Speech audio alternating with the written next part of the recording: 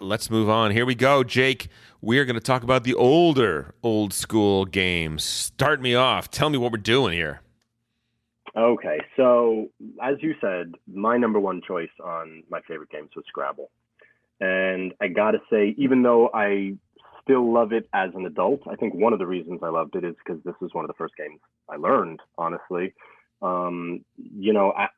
don't want to say like quote unquote as a writer, but like as a person who loves words, this game checks all the boxes for me. It's a puzzle, but it's a puzzle that has to do with words. And I think that perhaps the idea that that it was ingrained in me at a young age when words were still fresh and new, that had a lot to do with it. I mean, if I'd never seen this game before and came to it now, I don't know if it would be as as into it as I am because of that. But it was definitely one of my dad's favorites and my grandmother's favorite as well.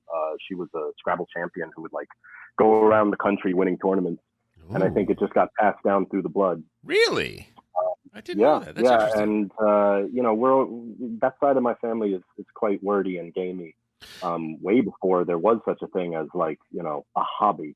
But, I think a lot of the people from that generation would play games and card games, much like you do with your wife and friends, though not as many of us do nowadays, really, as like a thing that couples would do as like a married grown-up couple.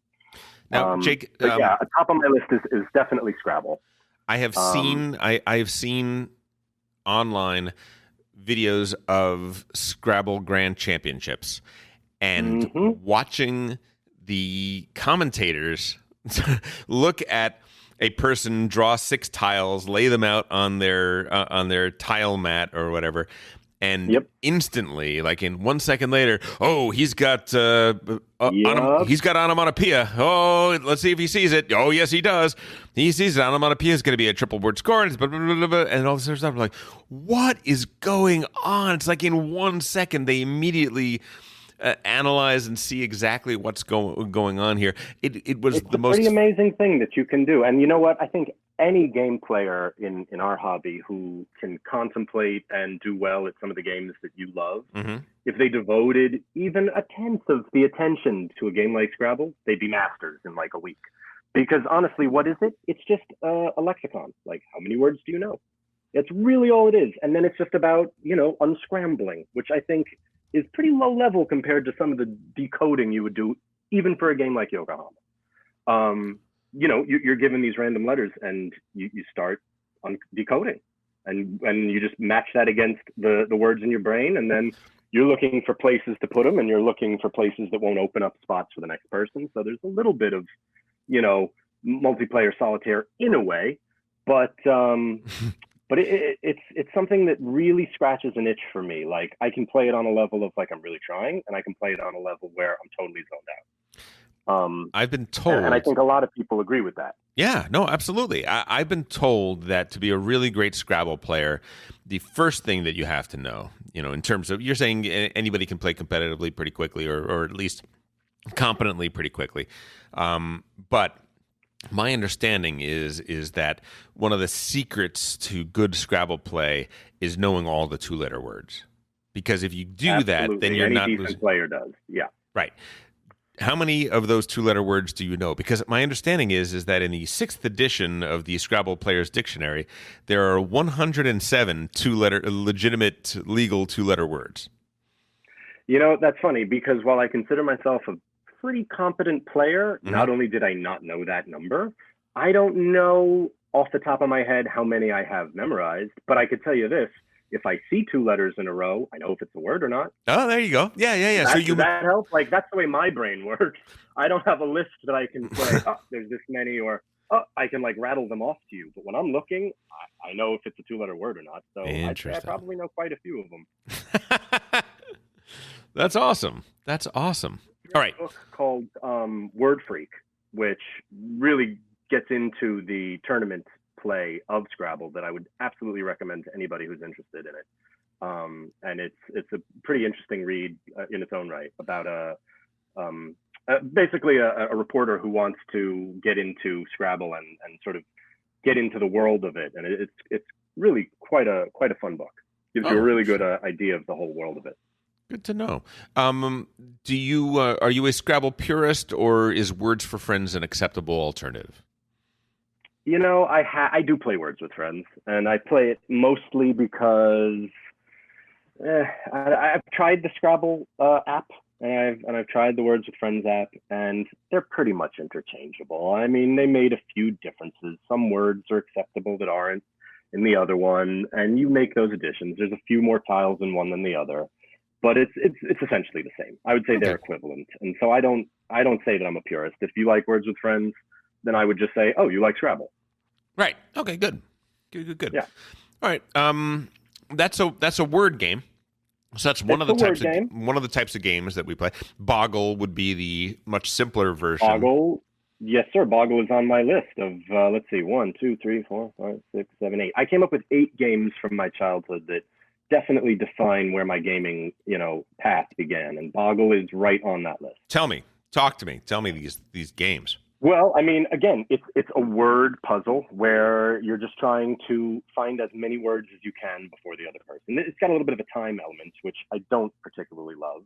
Mm-hmm. But of all the games that have to do with words, Boggle, I think, is unique in a way that it's got a bit of a random factor for every time you smack the lid. And there's something, the fact that you can go in more than just one direction, that I think is really interesting, because it gives you the ability to look at the letters in more than one. In Scrabble, of course, you can't go backwards, right? Or turn a corner or anything. But that was a game we had in my house, and it was definitely something that if you play will help your Scrabble game, because word recognition and pattern recognition is a big part of it. Sure. It's not the greatest game in the world, but it's on my list of old schools that I enjoyed from back in the day. Yeah, I played it not too long ago at my brother's house with his kids. Does it hold up? Because I haven't played it since I was like 12. Yeah, it's no Scrabble, but but I was surprised by how good it was, and certainly, I think for kids who are starting to learn words well, absolutely, it really forces you to figure out what words are there in this jumble. It's pretty good. It's pretty good for that. I think so. It's flexing a certain kind of muscle that not too many other games really make you flex when it comes to words. 100%. I would not bring it out on in most occasions. Neither would I. But it does hold a place in my memory and a little bit of my heart. Cool. What's next? What else? So how do you want to do this? Do you want me to just rattle off some of these and chat a bit about each? This is your segment. This is your segment, sir. I do have some of my own. Do you want to go one for one? Let's go one for one, and who knows, maybe we'll have some overlap. I bet you we might. Yeah. All right. So for me, one of those old school games that I still love today, and you see it in video games a lot, you see it in things like that, is a game called Mastermind. That's on my list. Is it on your list? Is it one of yours? It absolutely is. Well, I'm going to let you take it then. Tell everyone. No. Okay. You go. You go. So Mastermind is a wonderful logic game. It is a logic puzzle that is kind of brilliant. One person is essentially the game master, right? They know what the proper solution is, and the proper solution is there is a pegboard with 4 or 5 pegs. And there are several different color pegs that go into each one of the slots.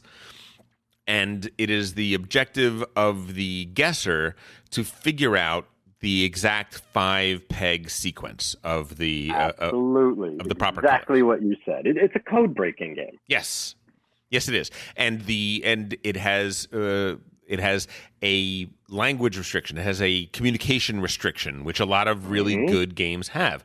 And the restriction is this. I will, as the guesser, put 5 different color pegs in the 5 slots or some combination thereof. And then the other person is going to put pegs in the top of the board that are going to say either it'll say either you have a peg or multiple pegs that are the right color and in the right slot, or you have pegs that are the right color but not in the right slot, or you have missed. So right. So for my first guess, I got one peg that is the right color and in the right slot, and I got 2 other pegs that are the right color. I know that of the 5 things that I've chosen, 3 of them are in the ballpark, and 2 of them are completely, where those are colors that I don't even have to worry about.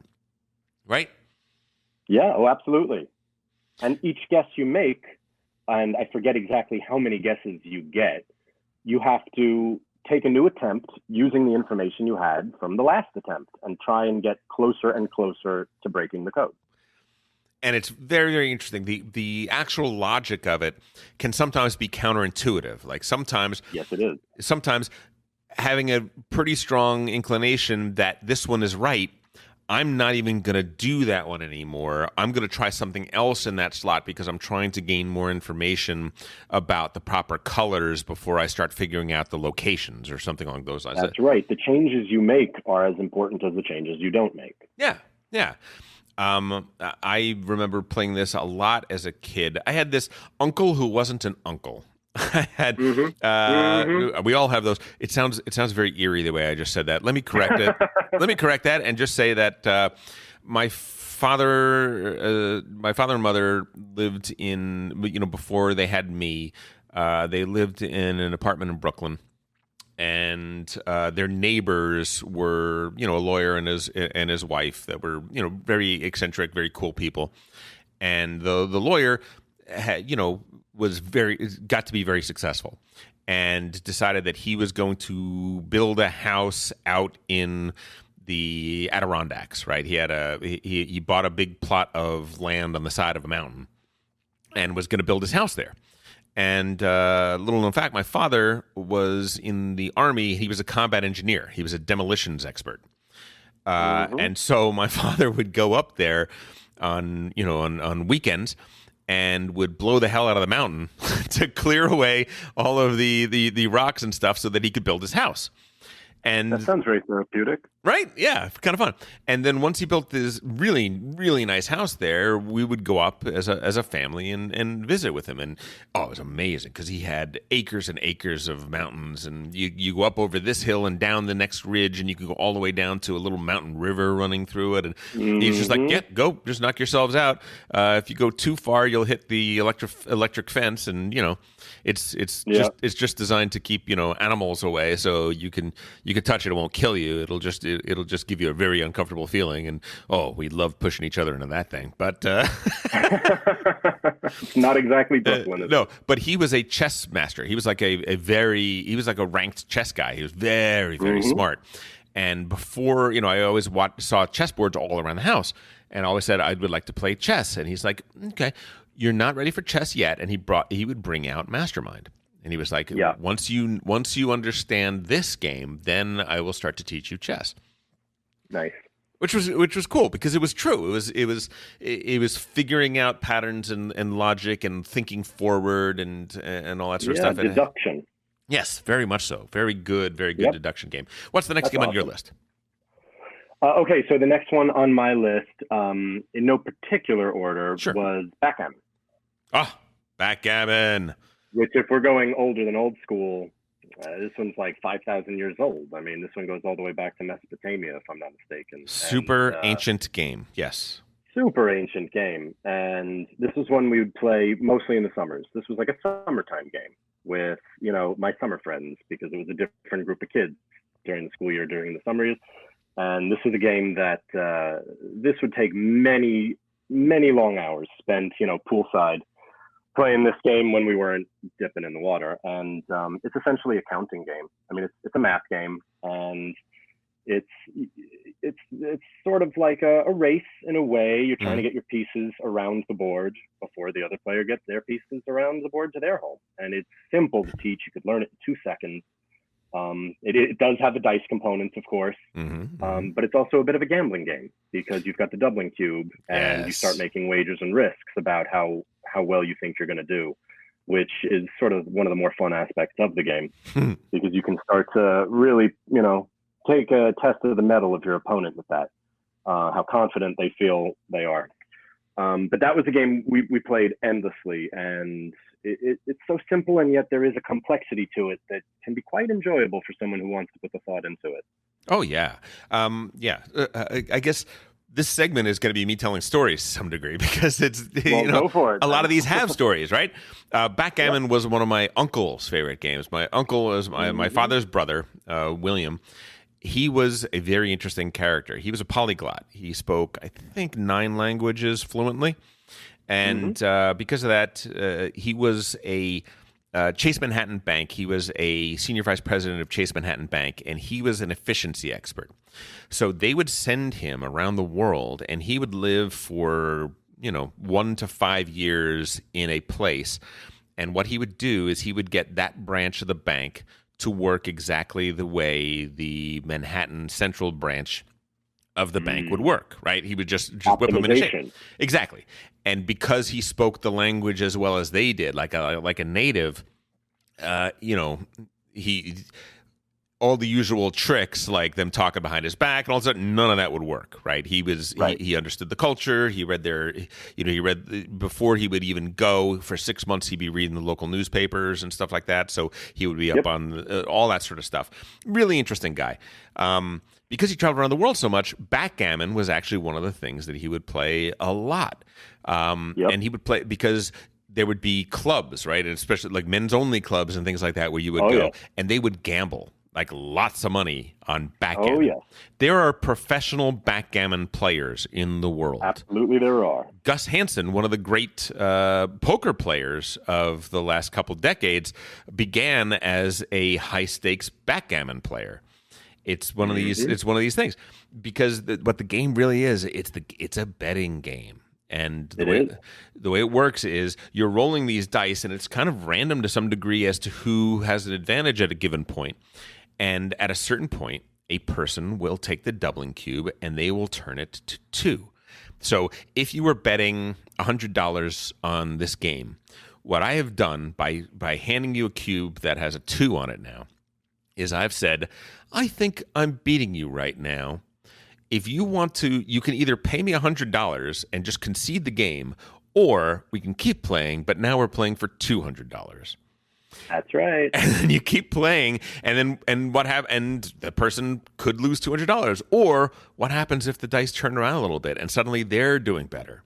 They hand you back the cube, and now it says 4 on it, and it goes up that way. It goes to 8, it goes to 16, 32, and 64. I really, some of the classic games of backgammon, you are doing the doubling cube when you have a very small advantage, right? Because I think I've got you here.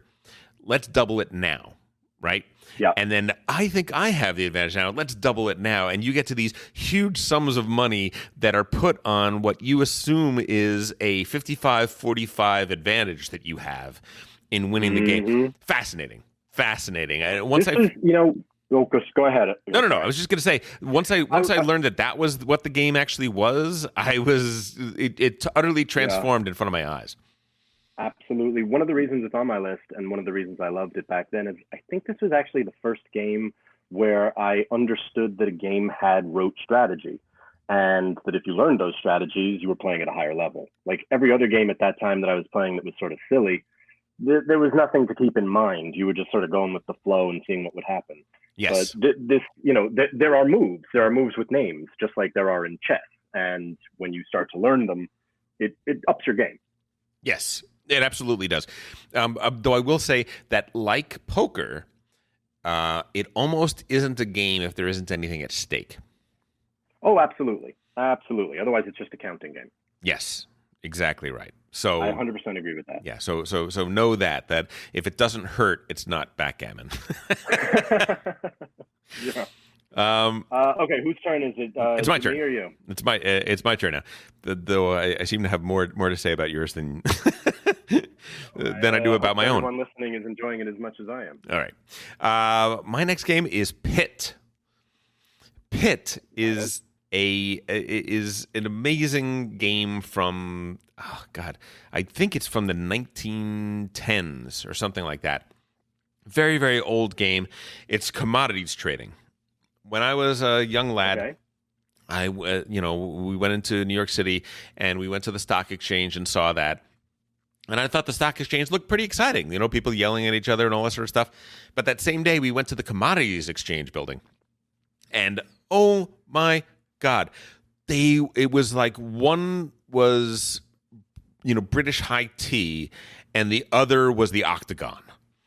The commodities trading people were screaming at each other and like jostling each other, knocking them each out of the way when there was a heavy trading going on. And there were all these different pits for it, right? There was the oil pit, and there the crude pit. There was the if you've seen Trading Places, there's concentrated orange juice, and there's all that sort of stuff. Well, Pitt plays that game. It's a card game in which everyone is dealt a hand of cards, and I have 2 wheat, I have 3 oats, I have 2 barley, I've got this and that other thing. And the objective is to trade cards with the other people around the table in order to get a full set, to corner the market. So to get all of the wheat, or to get all of the corn, or whatever. And when you do... Wow, what a precursor. And when you do, there's an orange bell in the center of the table, and you bang the bell and you say, "Pit!" and everybody screams in agony. It is a game in which you will go hoarse from yelling. Sure. I need 3. I need 3. I need 3. I'm looking for oats. I need 3. And you're trying to trade with the right people and get the right and get the right things. Astonishing. And then there's a variant of it which is silent, where you can which I think that playing the game loud is great, but every once in a while switching it up by a silent round where all you could do is throw fingers in people's face to indicate what you want and try to get their attention. It is one of those. It was my first real-time game to some degree, because even though it doesn't have a timer, it does have a timer because everyone's racing to get the last couple things that they need in order to win the game. There's also another aspect to the game, which there are 2 special cards you can add into the game, the bull and the bear. If you have the bull, you can get extra points by getting your full set. But if you get the bear and you're stuck with the bear when somebody else calls pit, you lose extra points. So there's kind of a thing nobody wants that's in trading, which gives a little more sting to the trades. Fascinating. Mm-hmm. You've never played Pit? I never played it, which is weird because it feels like something that should have been right in that, oeuvre of all the games I played growing up. It sounds great. Yeah. Holds up, by the way. Totally holds up. Still a great little filler game. We could play it at a game night, and I think it would still go over really, really well. That's a good one, man. I like it. What you got? All right. Well, I'll follow you with one of the ones on my list, which is eerily very similar, called Spit. Oh, and it's also a speed-based card game. Yep. Which is almost entirely for children. I can't imagine playing it as a grown-up exactly, but it's basically a card game where there's cards out in the middle and you've got a hand, and you're trying to get as many cards as you can. And you do this by throwing down a card that's either bigger or smaller than the card that's on the table, and it can only be up 1 or down 1. And as soon as your cards are completely out, you have to smack the pile and yell spit. And quite a few red hands came out of that game because, of course, it balances out. I'm sure there's some kind of algorithm a person could deduce afterwards that says how even it would always come out. But there was a lot of slapping at the same time. Mm-hmm. And jammed fingers. Sore palms and sore backs of hands on that one. Yeah. I jammed my finger once playing Spit, really, really bad. There you go.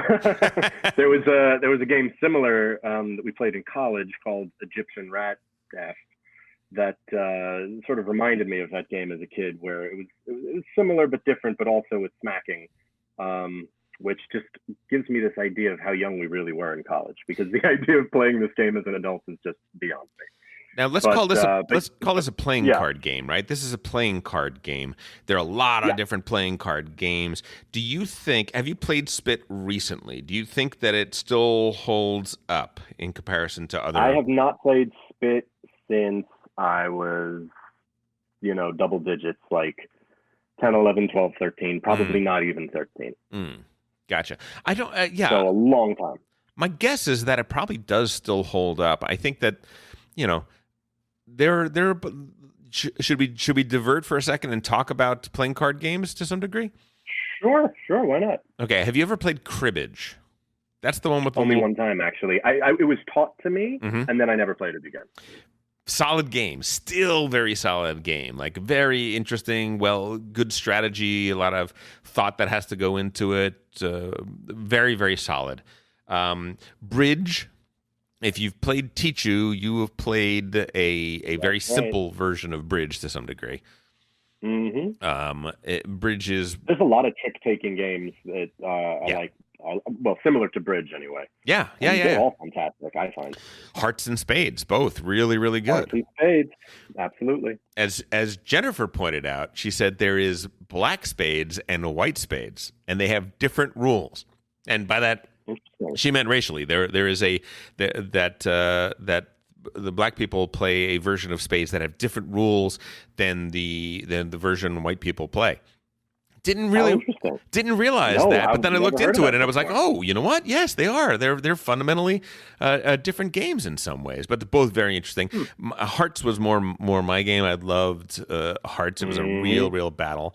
And then then you get games like Whist and Gin Rummy, which are just real classics of the interesting. Absolutely. Well, of my list, I only have 2 card games on that. One is Spit, which almost isn't a card game at all, really. And the other one, which is near and dear to my heart, is Rummy 500.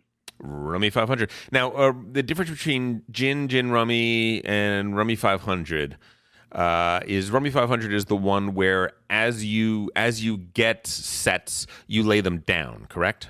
Correct. That's exactly right. You're building towards a bigger game, a bigger score, and you take the sets you make and you lay them down, and your opponent can play off of them as you go.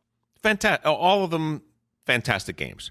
They still hold up. All of them fantastic games. And I did a little Google because I was curious, thinking about old school and older school, and they all apparently go back to a game from China in the Ming Dynasty called Kan Hu, which goes back to the 1100s.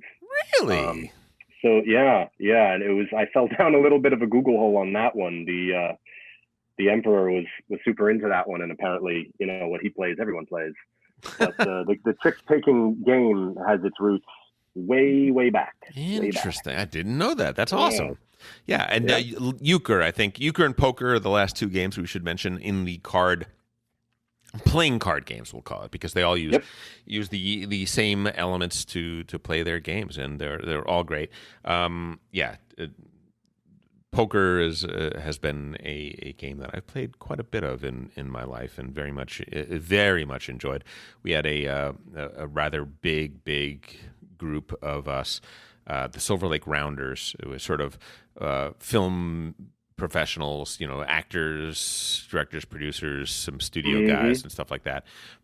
Had a rather big monthly tournament that we would play. Dimitri was in that group with me, and a few other people. One of the Silver Lake Grinders went on to win a World Poker Tour title. So wow, yeah, right, not bad. So poker for me, I like it. I never got into it, but in my memory and in the history of how games took root for me, my dad had a poker night once a week. And it sort of mirrors my idea of when I go to game night with you guys, when the world was what it was, and hopefully when it will be again. But that was my mirror image of what he had, because he would go once a week and go play poker with the guys. And I always remember thinking how fun it must be, because he'd always say, if I win, I'm getting you a toy tomorrow. So I always had a vested interest in him taking the pot. If I lose, you don't go to college. If I lose, you're gonna have to work for them. But yeah, no, poker. That's its own. We could do a whole. I'm sure you could do a whole show just on poker. All right, we're getting low on time, so let me go to my next one. My next one is Mahjong, and I've said that my mother-in-law likes Mahjong. My mother likes Mahjong. They play together virtually now that they're all sequestered. They play online with each other. And when my mother-in-law is living here in Los Angeles, which is about half of the year, we will go over weekly, daily, whatever, and we'll play a few games of Mahjong. Very fun. It's totally fun. Yeah. Totally fun. It's a nice little matching game, nice little order of operation game. Totally nice. Not the deepest thing in the world, but pretty good. No, I mean, Well, I'm not putting it down. I've enjoyed it, but it's not something I've gone back to ever. Yeah. What's your next? Mancala. The oldest. Game. The oldest game. This one goes back to like Egypt, 600s, 7th century kind of thing. And is that right? I thought it was older. It's a number game. Well, according to my Google hole, they've got it going back to the 7th century. I'm going to trust you. You probably know. I only just because I just did this. I didn't know it before I looked. But this was another one that I played as a kid. And it's the simplest to begin. And, it's really just, it's a numbers game. You're starting out with little chits in your hand. They use seeds back in the day, which is why they called it sowing. And you pick up there's like, let's say 5 on one side and then 5 on the other, and you each have a goal. You scoop up one of the pits full of seeds, and then you sprinkle them one at a time around the board. And if you've counted right, every time you pass your own home, you drop one in your own home. And the first person to get, all of them wins, basically. And it's simple but fun to play. And that has been a technique that has been used in other games. Absolutely. It's the basis of a lot of different mechanics in lots of games, for sure. Exactly.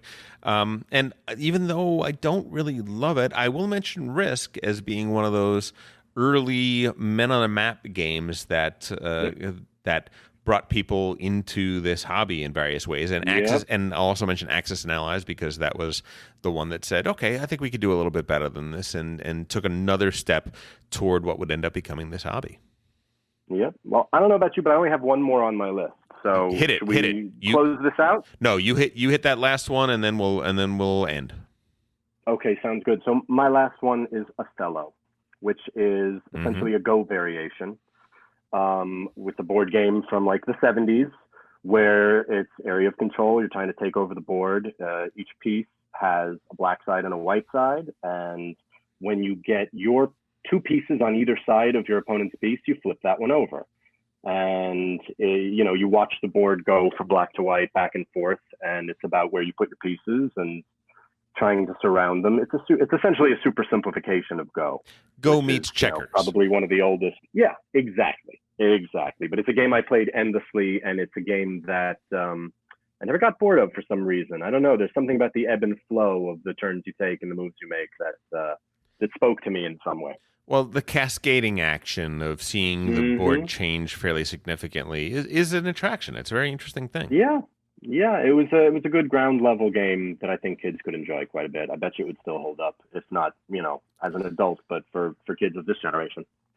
Oh, and thanks for the trip down memory lane. That was a lot of fun. Absolutely, I loved it. Yeah, I think that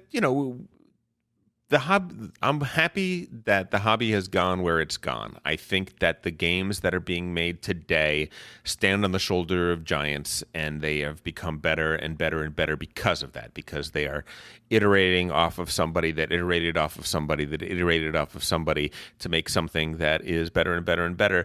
But that doesn't mean that there aren't just wonderful, kind of perfect experiences in and of themselves that existed back when, that a game like Pit can't be topped in, because it is perfect for what it is, right? And there are games like that.